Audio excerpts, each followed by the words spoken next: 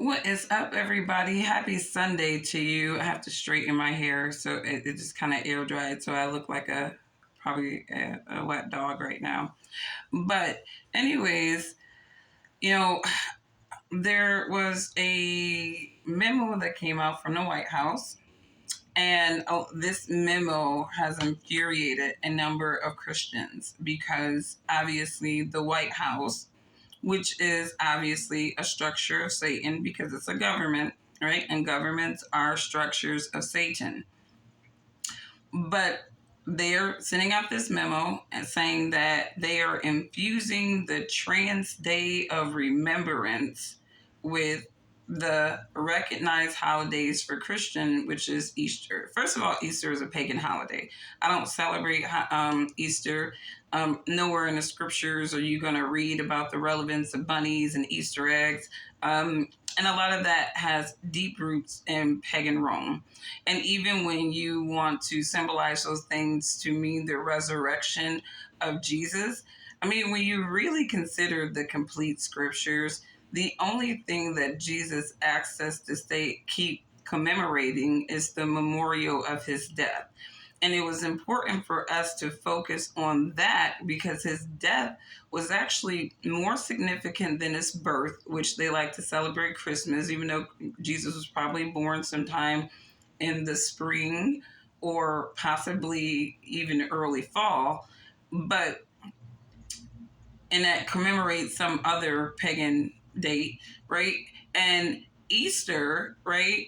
You know, he didn't tell us to celebrate his resurrection at all. He told us to memorialize his death because his death was significant for us. His sacrifice was significant for us, right? So why Jesus died is the only significance for believers because that symbolized something. His resurrection was just saying, hey, yeah, in 3 days, like he said, he would be rebuilt, right? That temple that he was talking about in Matthew wasn't really synonymous with the second temple, even though there was some symbolism there, right? It was really talking about his body. The temple that was his body, you tear it down and he will raise it up, and it will be raised up in 3 days. I mean, and I say this to say that, you know, we see the overt Satanism that is going on in the world today. We see it. We see it. It's overt. It's there. They're infusing all kinds of anti-God idealism into Christianity. And this has been the problem with most faiths, you know, for centuries. You know, Satan has successfully infiltrated most world religions, right? And because we see this infiltration, obviously this is trickled into governments and states. And like I said, the problem with these politician Christians and people politicizing their faith is you don't have a separation, and there should be. I was in this Twitter space, and this guy was talking about, he was from the UK, and he thought it was very strange how woven religion is into American politics. And that's really because, you know, we live supposedly in a country that doesn't necessarily have a defined religion, but it expresses within their constitution freedom to have religious expression and beliefs, right? And so when you have political or politicians who are running on different platforms and they are usurping those freedoms or spouting rhetoric that indicates that they will usurp those freedoms or they are against those freedoms, that is very concerning to a lot of people. So when you see your government is outright mocking religion, right?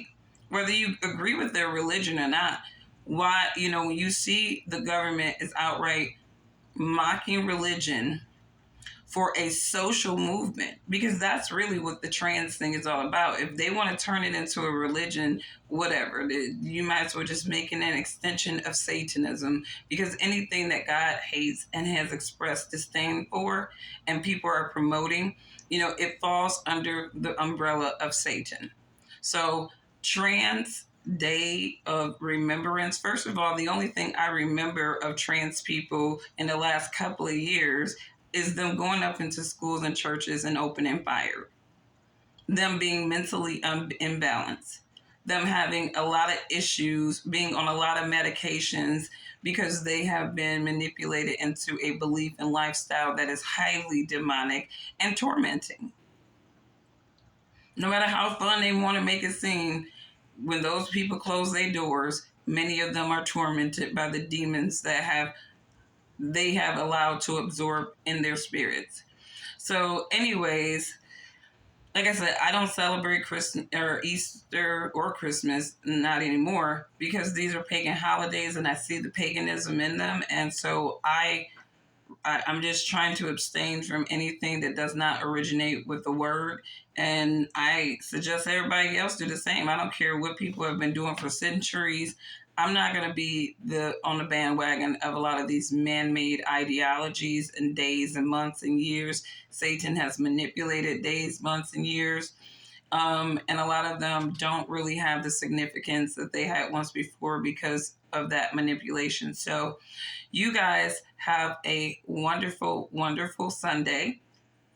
I am folding clothes today, and then I have to go and hang out. My sister, she's she struggles breaking away from holidays, but I still look at times like the holiday season, especially when you have a day off, as an excuse to just go hang out with your people. So keep your people close, keep your ministry strong. And, again, we have to be strong in these last days, and that means that strength comes from we're going to have the boldness to outright reject demonic things, even demonic things that have been infused in the faith for centuries that just do not align with God's word. So you guys have a wonderful day, like I said, and I will catch you on the next one. Bye.